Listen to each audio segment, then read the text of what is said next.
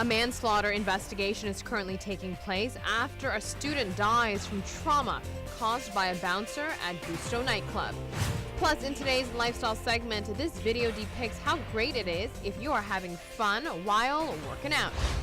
And details on the 120 million Florence Barcariera project. 15 on 15 starts right now. Thanks for joining us. I'm Yentl Lieuw. A dispute outside Gusto nightclub in the tourism district took a 22-year-old student's life. Shabazz Hussain was residing on the island to study medicine at Audas All Saints University. We have a security video from the night of the incident.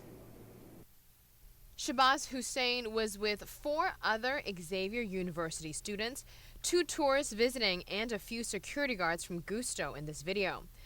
And in this video, you're able to see short verbal exchanges, but nothing physical, until the bouncer on the left throws a punch with such an impact that brings Shabazz to the floor immediately unconscious.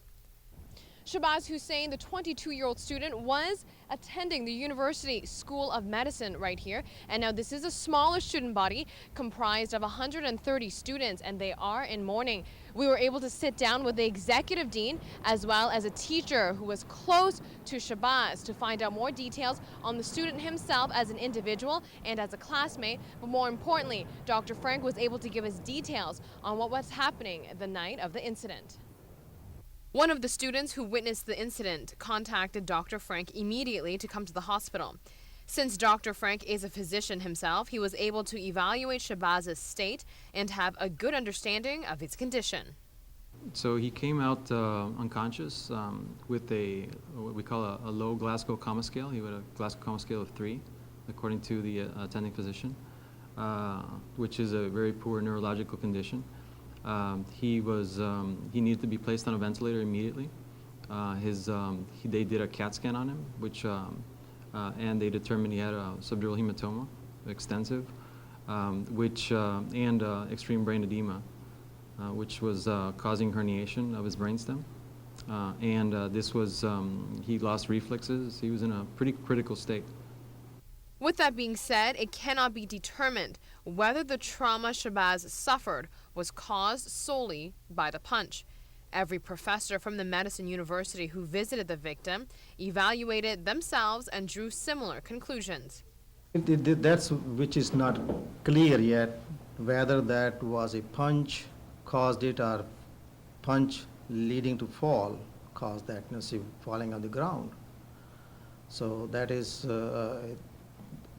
it is very hard, I think that the postmortem would have,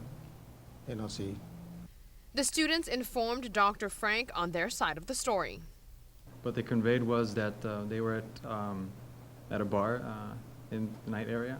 We're talking about Gustos, and that a bouncer of the bar had a stroke in one of our students and knocked him out from one punch. And that there was no aggression towards that guard previous to the punch, that they were speaking, so it was like a surprise punch to him. Dr. Frank was Shabazz Hussain's professor for neuroscience and anatomy. He knew the victim on a personal level. They're saying that the argument was one-sided, really, that one person is being insulted. Our student, actually, I know him. I taught him anatomy as well as neuroanatomy. He's a really calm person. So I know the way he reacts to being pushed, actually, and he's super calm. He's a person that will tell you if you say something insulting to him, he'll just probably say whatever. The 22-year-old student had one more 4-month semester to go before he could take his credentials and further his medical degree in another institution. Well, Shabazz was a really smart boy. He was a student, again, of mine for neuroscience as well as anatomy. I had him 2 semesters. I did get to know him quite a bit there, as well as in laboratories. He was always smiling. He was smart. He was, I'm not going to say his grades, but he was passing with decent grades. He was liked by everybody. That's all I can tell you. The family of the victim is in disbelief. They arrived the same day they were informed on Shabazz's condition. Proper arrangements are currently being made to transport the body back to the United States. The family has requested the prosecutor's office to not do an autopsy, as that is against their religion. We will be speaking to the prosecutor in charge of the case, Peter Blanken, tomorrow to find out more details. The prosecutor's office released the initials of the suspect, which is RJV. He is 26 years old and was born in Aruba. He is currently being accused of manslaughter. On that note, we will be right back. Stay with us.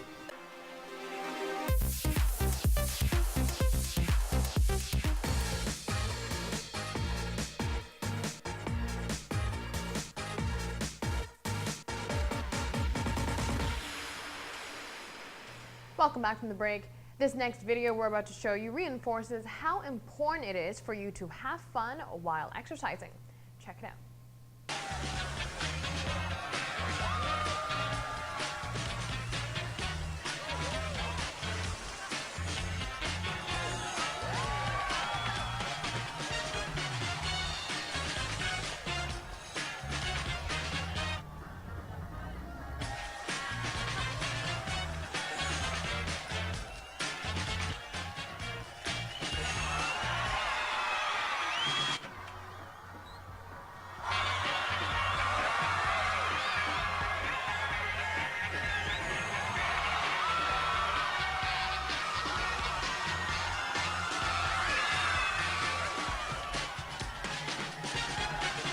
Moving on, we could all use a break from technology as well as social media. Coke has created a satirical video to depict just how bad we all have become when it comes to being addicted to our social media. It connects you to the world and the people you love. You can chat with your family or share a meal with friends and watch cute little cats do unbelievable things. Look, she sticks her head out of the box. Look, she sticks her head out of the box. But there are times when social media can get in the way of the real world. Remember that? It's the thing that happens when you run out of battery. That's why we've developed the Social Media Guard. It takes the social out of media and puts it back into your life. Let's see how it works.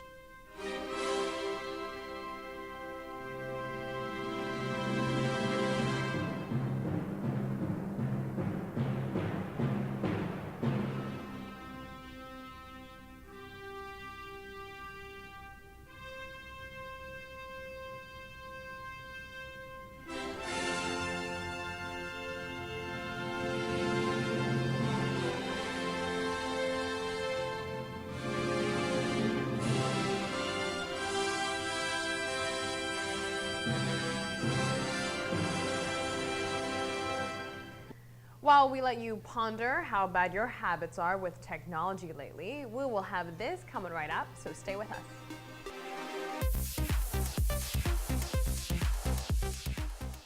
Moving the cargo containers from Orangutan to Barcadera is a costly and logistically complicated project. An estimated investment of 120 million florins is required, and an immense amount of manpower is also needed. After a few years of brainstorming the idea on paper, the execution of the plans are progressing.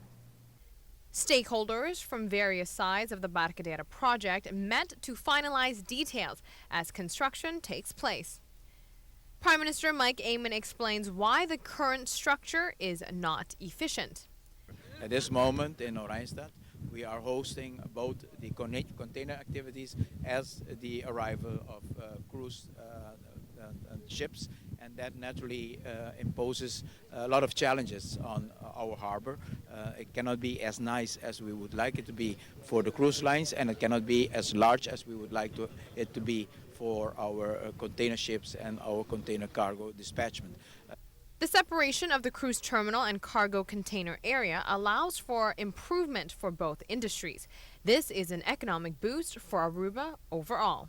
The fact that we are now in the position to build this industrial harbor to handle all the container freight here in Barcadera will create a great opportunity for industrial development in this area of Barcadera, and at the same time it will create a new opportunity to connect the city renewal project that we are developing within Oranjestad to the harbor area, because we won't have any container movements and container storage anymore in the cruise arrival area, and that would really put Aruba in a very strong position to develop also a very, very beautiful cruise ship arrival area that at this moment unfortunately has to be combined with the container dispatchment and container arrival. Due to the magnitude of this project, many stakeholders have to be involved. The costs and work is split between various departments.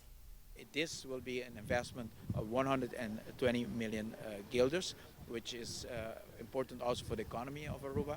It will create a lot of jobs and create a lot of new economic opportunities for industrial development in this area, and also for more tourism development in the area of the cruise harbor. This investment is divided 40 million for the APA, that is the entity of the government that runs the harbor, and for Aztec, which is a private company that handles the dispatchment and the arrival of containers in Aruba. That is our show for today. On Wednesday night, we'll have Prime Minister Mike Amon elaborating on how positive the Barcadera project is for the island's economy. He emphasizes on employment and opportunities. So be sure to tune in Wednesday night starting at 7:15 p.m. right here on Channel 15 ATV. We'll see you then.